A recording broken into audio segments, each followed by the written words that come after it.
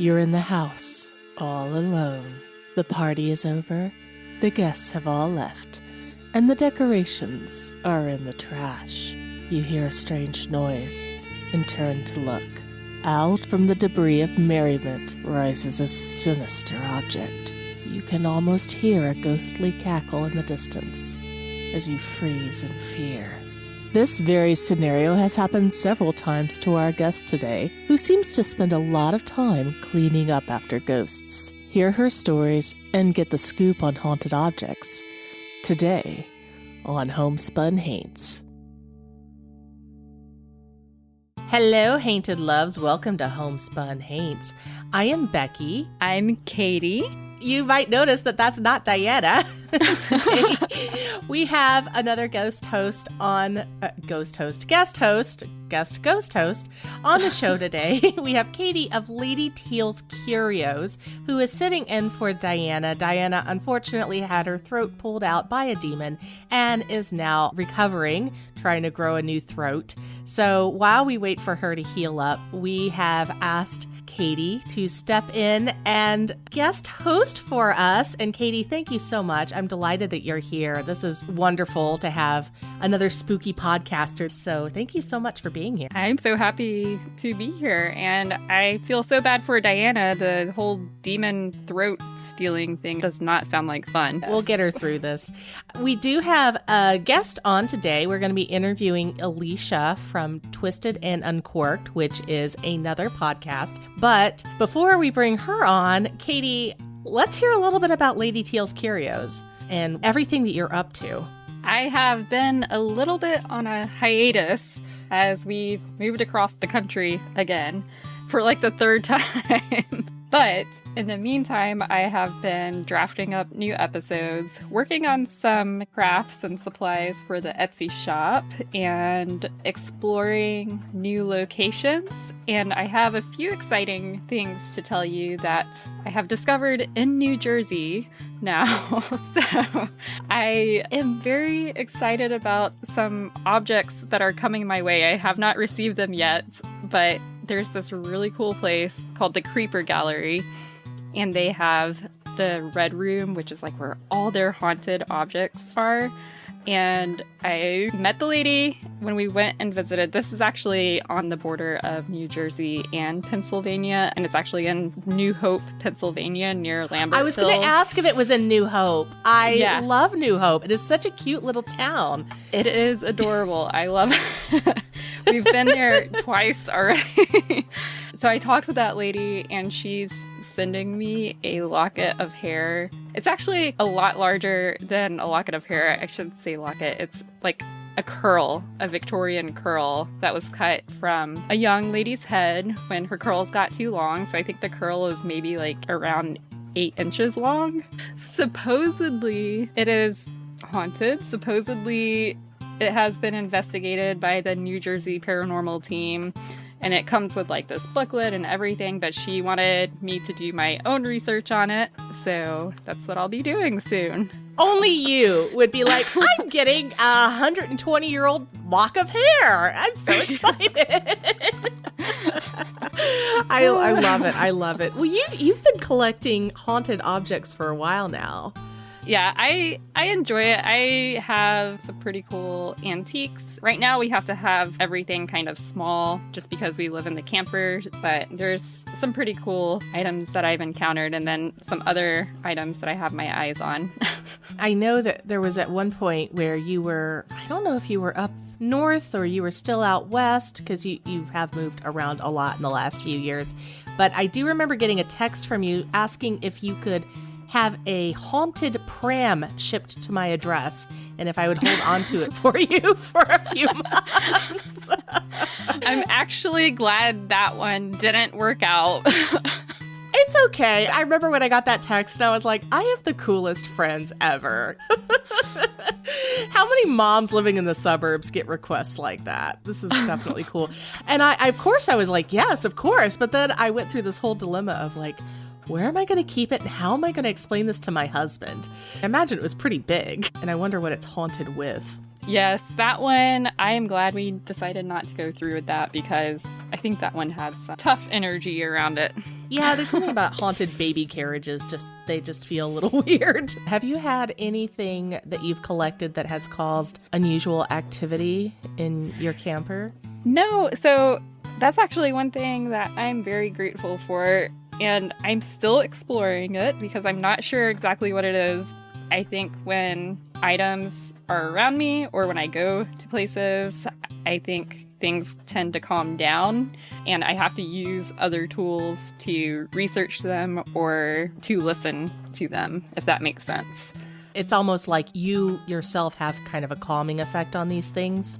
I think You so, think? because everything that I bring to the house, there's never any activity or anything, which is good. It's good because I've heard horror stories from other people who bring home all sorts of horrible energy.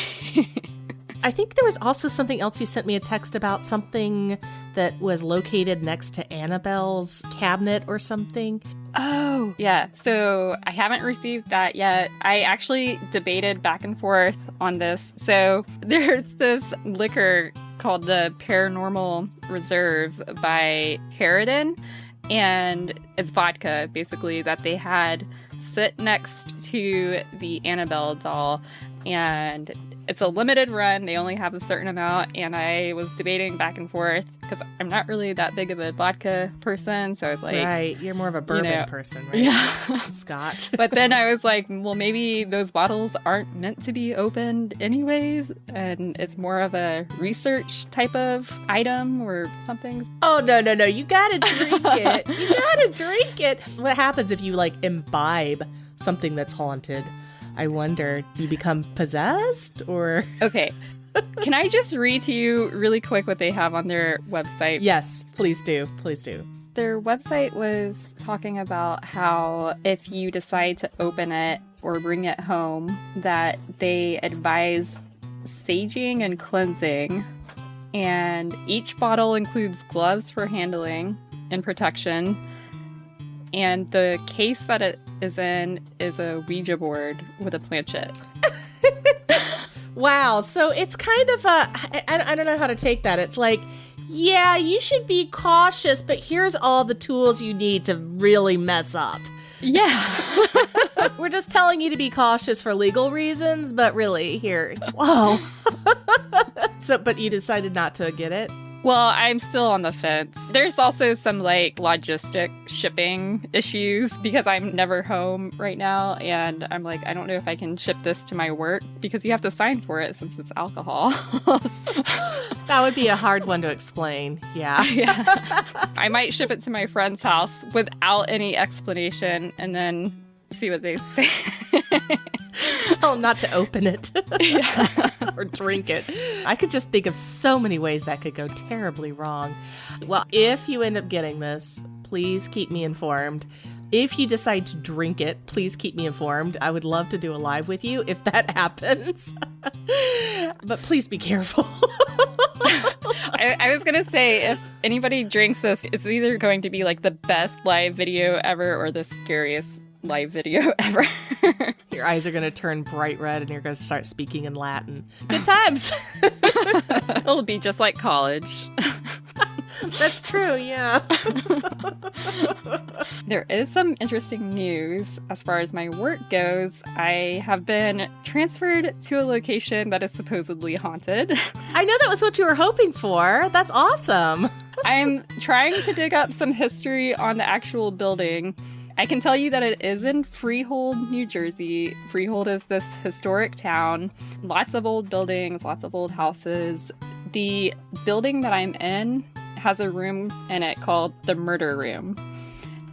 This is in the building that you work in? Yes, it's in the basement. So apparently it used to be a doctor's office.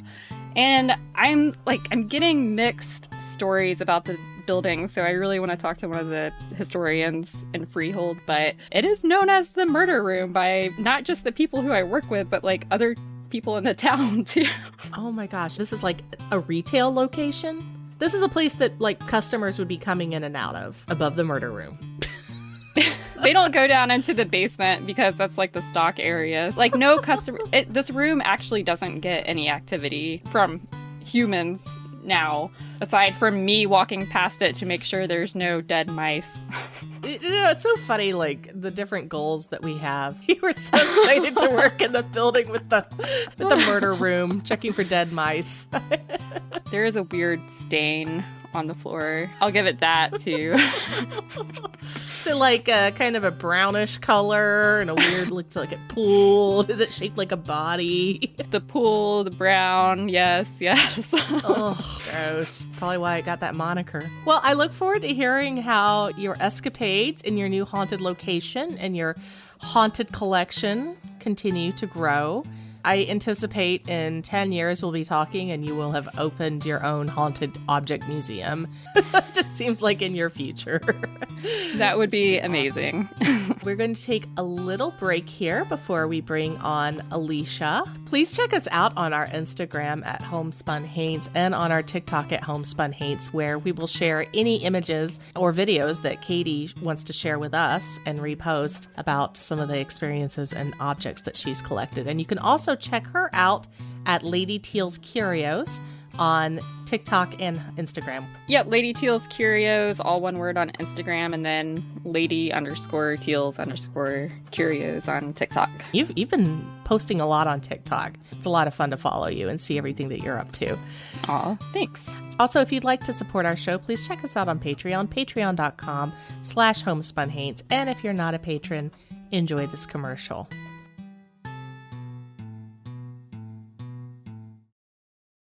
Hello, twisted humans. Do you find yourself wanting to know more about the latest murder, conspiracy, cults, or haunting? Then this is the podcast for you. We're bringing the most intense stories that'll keep you up at night. He was found guilty of voluntary manslaughter and felonious assault, but he was only sentenced to 5 months of probation, and this would be the last time that anyone ever saw him. There are allegedly 2 women who also drowned in the first-class pool. Was this the same glowing green that they'd seen in the darkness the night before? He had refused to sit near the wagon cloth because of stains on it, which were most likely blood. Join us every Tuesday for a glass of wine or sangria and a dose of true crime. I'm Alecia. And I'm Sierra, and this is Twisted and Uncorked.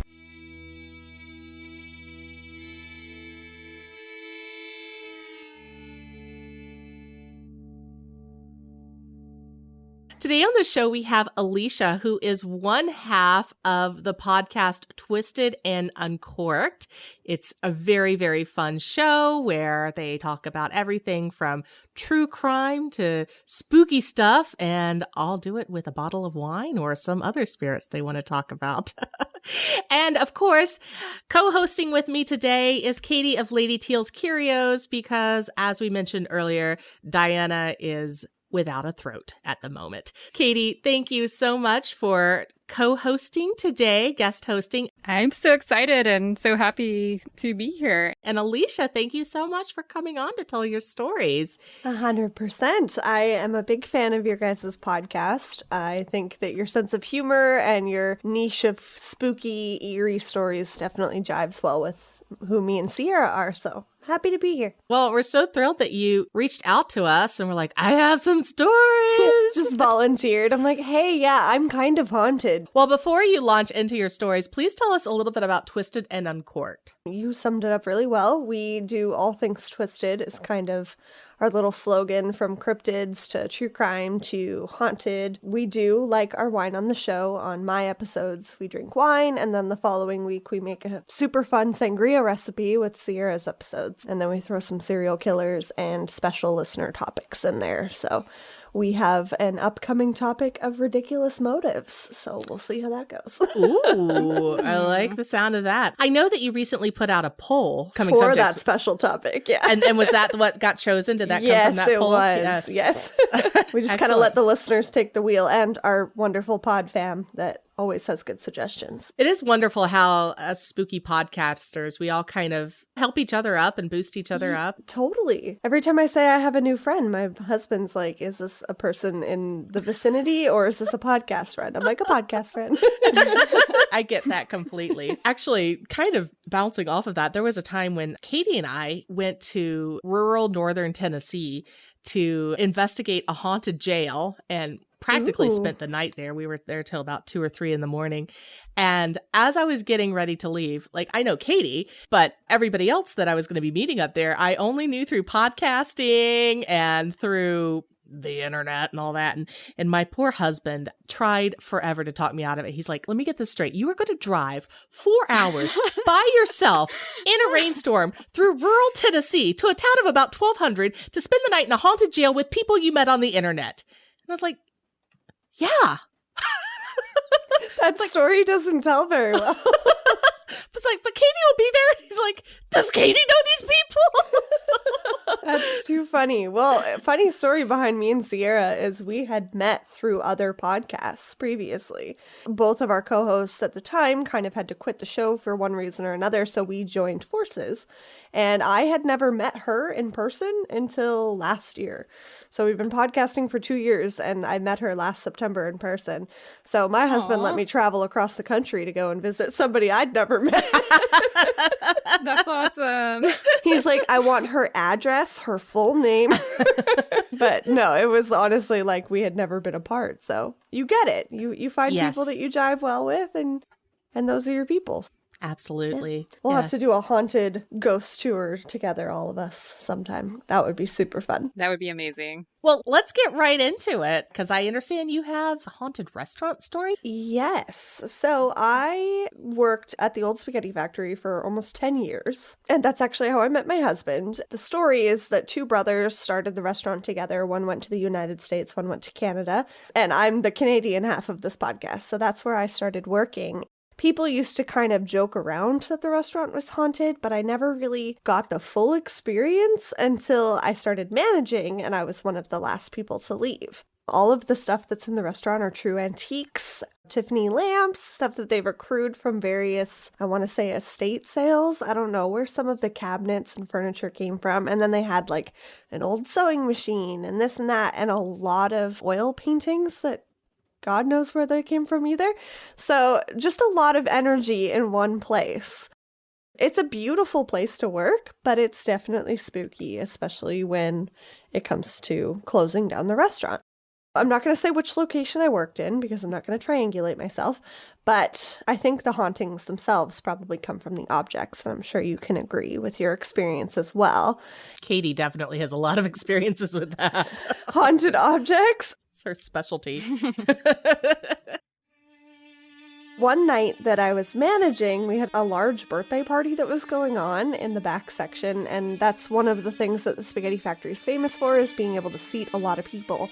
So there was about 30 people, and it was a kid's birthday party. The mom brought in a bunch of stuff ahead of time, helium balloons, that kind of stuff, and at the end of their dinner and their cake, the mom handed out a bunch of balloons to the kids to play with, and any that didn't get taken home, she told me to throw out. And this particular evening, I was doing a closing shift and an opening shift, which is horrible, would not recommend it. I specifically remember bringing an armful of decorations to the back garbage can, including a few helium balloons that had probably been popped from kids playing with it. And the next morning, when I came into the restaurant, the first thing you do is you set up the service area for the day. And I walked in, and there was one of the helium balloons that I had thrown out floating in front of the bread drawers. And I was like, Oh. At first, I thought one of the kitchen guys was playing a joke on me, but he was like, no, that's been there since we got here, which was an hour before me. So I was like, don't love it. And one of the ghosts that is said to haunt the Spaghetti Factory is a little boy, so it made sense. I'm like, maybe he just wanted to play with the balloon, but also, how did he get it out of the giant garbage can? We're not sure. My husband was the kitchen manager at the time, so I was like, are you sure you're not playing a joke on me? Because I threw this out yesterday. But he was adamant. He's like, I wouldn't do that to you, and if I did, I would eventually come clean and tell you. So obviously that left me feeling pretty unsettled. And it was just floating there? Yeah, just floating. And it was one of the ones that was flattened. So I was like, Oh! Like, I threw it out because it was no longer a good balloon. So I'm not really sure how that happened. It was some Pennywise shit that I wasn't ready for. Reinflated. Oh my God. Yeah. So that was one of thousands of experiences I could tell you about there. One of the things that became a running joke at the restaurant was that all of the managers, we called it the spag ghost, would mess with us in different ways. When we closed, we obviously had a set of closing duties, and at the time I was also the bar manager. So the spag ghost chose that the barroom lights was going to be the joke for me. And that is also where you set the alarm and close off the lights to the restaurant to leave. So that's kind of the last step, and I worked a lot of 12-hour shifts. And I had the bad habit of parking in the back where you were supposed to, even though when you were closing, you were supposed to park in the front. So I remember doing the closing, going around to the back, driving around to the front, and the lights in the bar room were on. And the door was open, and you shut it because, the safe is in there, there's a bunch of alcohol. People might want to steal that. But yeah, it was just on. And I was like, so I would go back in, reset the alarm, go back outside, and the next morning, my manager, the manager I reported to, was like, you left the bar lights on and the door open. And I was like, no, I didn't. I closed it off twice, but that's okay. Another manager of ours, the sinks in the kitchen would be turned on. Another one had the close sign would be flipped, which was weird. Another one was the hood fans in the kitchen. So we all got messed with in different ways. The end of the hallway where the bathrooms are. I always used to get bad energy down that hallway too. I don't know what it was, but I hate it. Like, even to this day, if I go and eat there, I haven't worked there in years, I will make someone come with me to the bathroom. No, I don't blame you. Bathrooms tend to be haunted. And I think part of that experience starts from when I first started there. One of my managers, I was bussing at the time, he asked me to go do a bathroom check after close, make sure all the people were out, that kind of stuff. And I remember pushing back each of the stall doors to make sure no one was hiding in there and if the toilet needed to be flushed or whatever. I don't know if either of you have ever worked in restaurants. It's not always glorious. And one of the doors that I went to open pushed back and slammed. And I was like, I looked under the door. I'm like, there's no one in there. Like, when you get that secondhand embarrassment when you feel like you walked in on somebody in the bathroom? And then it went from that to terror. So I was like, I was 16. I was like, do I really need to save up for my car this bad? Like, what's happening here? And I went and I told the GM that was working there at the time, and he had been there for years, and he was like, oh yeah, that kind of happens sometimes. And I was like, I'm sorry, what? One of the ghosts that is said to be there in addition to the little boy is what they call a red-headed man. And he is the one that hangs out in the women's bathroom. So I was like, did I walk in on him? And he was like, no, lady, I'm not done. Like, I don't know. Other reports of guests have felt like they've had their butt pinched in the bathroom. So he's not only doing his business in the wrong place, but he's a perv. And I do actually have a photo that I'll share with you where we caught an orb at the end of the hallway where the bathrooms are. And there's no windows down there. It doesn't make sense that it was a stream of light coming from somewhere else. In that same part of the hallway where that orb was caught, there was a handicap washroom at the end of the hallway, and the light would be turned on in there all the time when no one was there. Maybe that's just where they like to hang out. No one really used it that often, so this is going to be my little oasis, I guess. Whether it was the little boy or the red-headed man. Wow. How long did you work there? Almost 10 years. Weird shit would happen all the time. I think I unnecessarily freaked out a lot of 16-year-olds that started when I was managing there, telling them these stories. I'm like, oh, maybe it's not a normal secondhand thing for them. Maybe I want them to keep working here. But yeah, a few of them, one of them was there when the balloon incident happened. And I'm like, yeah, this just kind of happens. Welcome. I guess that's what happens when you bring in old furniture. Okay, first, before I get into the objects thing, the whole balloon thing I found extremely interesting. I don't know if you have ever watched Hellier. It's all about high strange, but there is a whole subculture in the paranormal world about balloons being linked with paranormal activities. It's going along with that whole theme. And you guys will probably start noticing, and it might be the whole frequency illusion bias, but I swear there is something to balloons in paranormal / high strange activity. I don't know if like the ghosts just think it's fun, or maybe it's like easier for their energy to control. And to manipulate? Yeah, because it's light. There's something definitely there. Yeah. I'm going to have to research that some more because that's super interesting. Oh, I just got chills. I don't want my kids ever bringing home a helium balloon again. Yeah. It's funny that you say that on balloons, Katie, because like I have a little side story. I used to do house cleaning as a part-time job. And one of the families that I cleaned for was a family of 3, and they had a kid's birthday party with helium balloons and that kind of stuff. And they would often leave when I would go and clean because they would do errands or whatever. And I remember some of the balloons were like half deflated in the corner of their living room. And in the house, it had the stairs going up and then like a little lip and then onto a landing. They have a piano and a xylophone in their living room that their kids would play. And I remember cleaning the kitchen one day and hearing the xylophone, like the doo doo doo. And I was like, is one of them home? I went and looked and no one was home. And I'm like, ugh, okay. So then I went upstairs to start cleaning, and one of the balloons had gone over the landing and up the stairwell.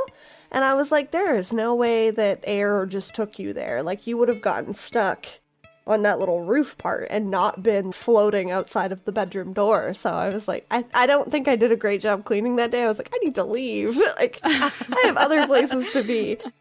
That house creeped me out. Their youngest son, I remember cleaning one day, and he was talking in the direction of another room, and no one was in there. I'm like, who are you talking to, buddy? He's like, oh, just my friend. Like, does your friend have a name? Is your friend a man? A clown? We need to, what's happening here? Yeah, so that house really started to creep me out between that, the musical instruments, and the balloon incident. I'm like, I can't clean for you anymore. My crystals are not helping to a degree, and I'm just out. Whoa. It made for fun podcast stories, but I'm like, Jesus, no. But yeah, I'm definitely haunted. My hair was pulled when I was sleeping the other day. In your house? In your home? Mm-hmm. And I saw a figure run by when I was getting ready the other day. And now I'm like, all right, that's cool. That's a good time. One of the really common things about when people are starting to tap into their medium abilities is they'll start to see things and hear things. So Alecia might very well be a medium. Oh, good. Yeah?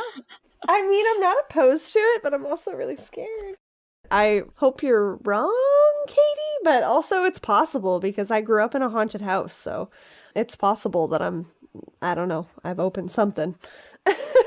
If there's one common denominator in all your stories, it's you! Yeah, so you. Sierra just says that I'm haunted. Yeah, that's the running joke on the show. She's like, oh, just Alicia's haunted. Well, tell us about your haunted house.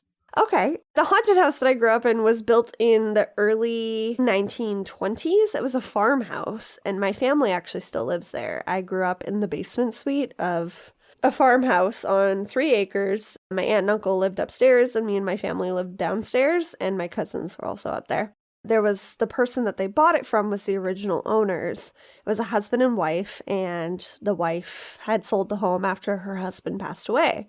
And she was really upfront with my aunt and uncle. She was like, George did die in the house. He passed away in his sleep in his favorite armchair. But we had a really good life here, and we're hoping that you and your family will as well. So the nicer energy that was in the house, my aunt called George the Friendly Ghost. She's like, it's George the Friendly Ghost. It's fine. Anything weird that happened in the house, that's what she blamed it on. My parents had us pretty young, so my aunt and uncle had us quite a bit while they were working. There was so much weirdness that happened in that house. My uncle owns a landscaping company and still uses a landline and answering machine, and during dinner time, no one answered the phone. We all sat down, you just don't answer the phone, and there was a few nights where it would ring through, and then it would go to leave a message, and it would just be like static and crackling and grunting noises. It was super unsettling, and my aunt was like, that's weird. Like, it happened enough times, though, that she was like, Like, Okay. I don't know if she was just trying not to freak us out, but she kind of freaked us out by how calm she was about it. So there was another instance where a glass just exploded in the middle of the table. They always had milk at dinner. I don't know if that's a thing where you guys are, but they always had milk at dinner. And I remember my aunt poured everybody, I hate milk, and I was forced to drink it as a kid. They poured us all a glass of milk, and one of them just like burst, and it wasn't like a hot cold situation. It just exploded. My uncle, I remember him looking at every window like, did somebody shoot through the window? Like, how did this happen? Nope, just exploded. One of the cooler experiences that happened there was a nice one. We used to ride down the stairs in laundry baskets when we were kids, because we're animals. The stairs that went from my aunt and uncle's house down to our part of the house was just a straight stairway, a wall, and then you would curve. We had like pillows or something where we would like kind of curve. My cousin pushed me, and I just went straight for the wall, and I was like, this is how I smash my face and die as a 6-year-old. And the laundry basket just kind of stopped on a little edge right before I would have hit the wall. To this day, it still doesn't make any sense to me. I think it was George the Friendly Ghost. Like, no, you're not going to smash your face today. It felt like a protective energy almost, other than the creepy, staticky answering machine. But my explanation to that is that there was something darker in the house. We had a timeout corner, and I remember feeling panicky and crying and like doing everything I could to not be in that corner. My cousins didn't feel the same thing that I did, but I was like, nope. I will take any other corner of the house. I will double my time out, but I am not going there. And my aunt could never understand why. It was cold. It was unsettling. It was this tiny little closet that they converted into a linen closet, but it's shorter than a regular door at the end of the hallway. And I don't know what it was, but it made my skin crawl. It still makes my skin crawl. And funny enough, my cousins all have kids now, and my aunt and uncle still live there, so their grandkids come over. And one of them will just stare down the end of that hallway. Deadpan, like, just stare. So I'm like, I think you're seeing what I was afraid of as a kid. Now he's 6, but at the time he was 2 or 3. We also used to have haunted objects. When my great-grandma passed away, she gifted us different things. I got a music box with a dancer in it because I was a dancer as a kid. My cousins had something else in it. I was obsessed with this music box. And it was one of those ones that you have to turn and open like a horror movie. So that would go off in the middle of the night quite a bit. So that was fun. Just mine would go off, not anyone else's. I don't know if you guys ever had boom boxes, like with the CD on the top, the radio, and then the tape player on the bottom. That would go off in the middle of the night sometimes too. So I'm like, it wasn't just the music box bugging out. You have to push a power button on that thing for that to go off, and that would go off sometimes too. So, super weird. And I'll end you on one more weird fact. George's bedtime was always 10 o'clock at night. And to this day, every night, my aunt and uncle are watching TV in the living room, and the TV will turn off at 10 o'clock. Every night, like clockwork. And my aunt will always say, George, it was your bedtime, it's not mine. Wow, I'm surprised George hasn't moved on. He's been there for how many years? 37 years. So maybe if something is darker there, it could be that George is sticking around to protect you all. That's my theory as well. And when I told Sierra this story, that's exactly what she said. Yeah. She's like, George, the friendly ghost. That's a happy ghost.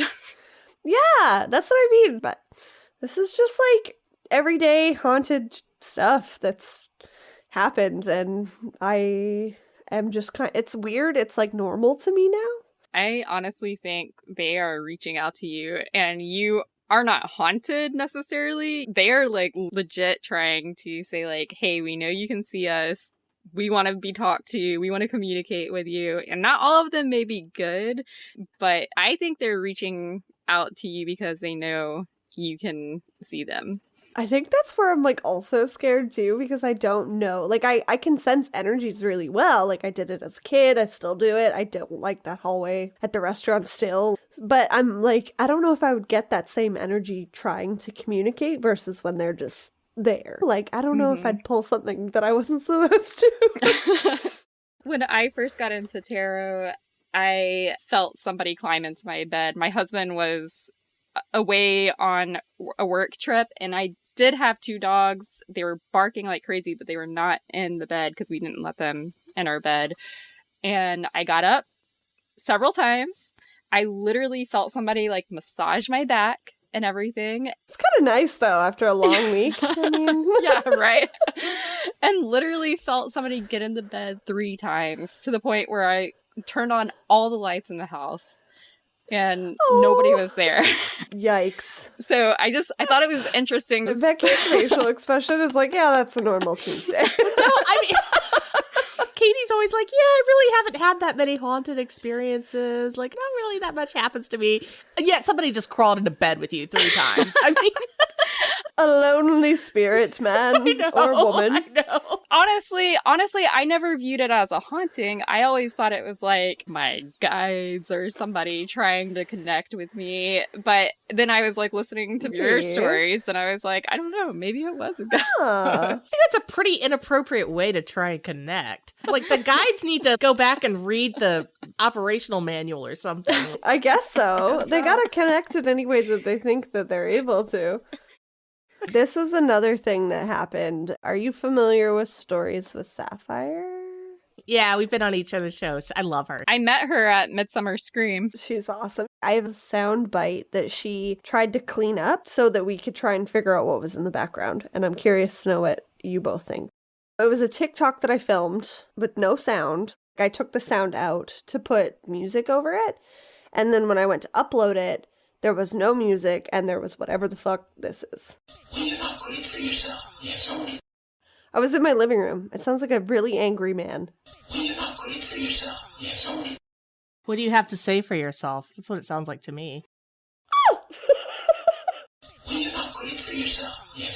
still get chills. I was in this living room like a year ago. I don't know what it says. Your husband wasn't playing video games in the background, was he? No. There was no sound in the video, though. Still unsettled about it to this day. You can, like, hear a TikTok before you upload it. It wasn't there before, and I uploaded it, and one of our listeners messaged me, and she was like, who is this angry man in the back of your video? And she sent it to me, and I was like, That video had no sound. So that's awkward. And I sent it to Sapphire and the Tipsy Ghost podcast, and they're like, it sounds mad. I got that. What did you get, Katie? I don't get mad or angry, like more like Stern fatherly? Like somebody who's wanting you to do something with your life and they're just disappointed you're not moving fast enough, kind of. Like, they know that you have so much potential. Like, if your mom's like, what are you doing with your life? You could be doing so much more. Like, they're not really angry at you. They just know you can do a lot. That's like the vibe I'm getting from parent. Okay, I like it. Whoa, that's interesting that you got that, Katie. You're so intuitive. The weird part is that it wasn't there when I uploaded it. Yeah, that's typical with ghost stuff. Yeah. It happens. Alecia, thank you so much for coming on and sharing so many stories with us. I am so thankful that I got to talk to you guys because you both have enough experiences yourself. So it kind of makes me feel comforted. The fact that this happens daily, it's not out of the ordinary or anything to be unsettled by. Tell everybody again where they can find you and your podcast and your social handles and all of that. If you enjoyed these crazy stories and you want more of them, you can come and check us out at Twisted and Uncorked. I am definitely the haunted half of this show, but Sierra's got a lot of really cool stories. And like we said at the beginning, we cover everything. You will definitely find a cup of tea there, whatever that may be. We also have Twitter, TikTok, where there may or may not be a man yelling at me in my living room, Instagram at Twisted and Uncorked, and we have a website, twistedanduncorked.com, where you can find every story we've ever covered and resources for various organizations that we like to talk about and a little bit about us.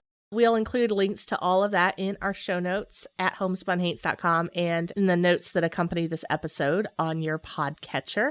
And Katie, thank you so much for guest hosting. Thank you. It was so much fun. And Katie, do keep us posted on your haunted doll escapades, or haunted object escapades, I should say. Here. Yes. So let's get some salt. Right, yes. It's been so much fun talking to both of you. I really appreciate you both coming on and sharing your stories today. And for you haunted loves, if you happen to be walking down a dark hallway in the spaghetti factory and you feel something reach up and pinch your butt, you're probably going to have a spooky day. Homespun Haints is hosted by Becky Kielimnik and Diana Doty, and produced by Homespun Haints Media LLC. Editing and music by Becky Kielimnik. Show notes by Diana Doty. If you have a ghost story and you'd like to be considered as a guest for this podcast, please visit our website at homespunhaints.com/submit.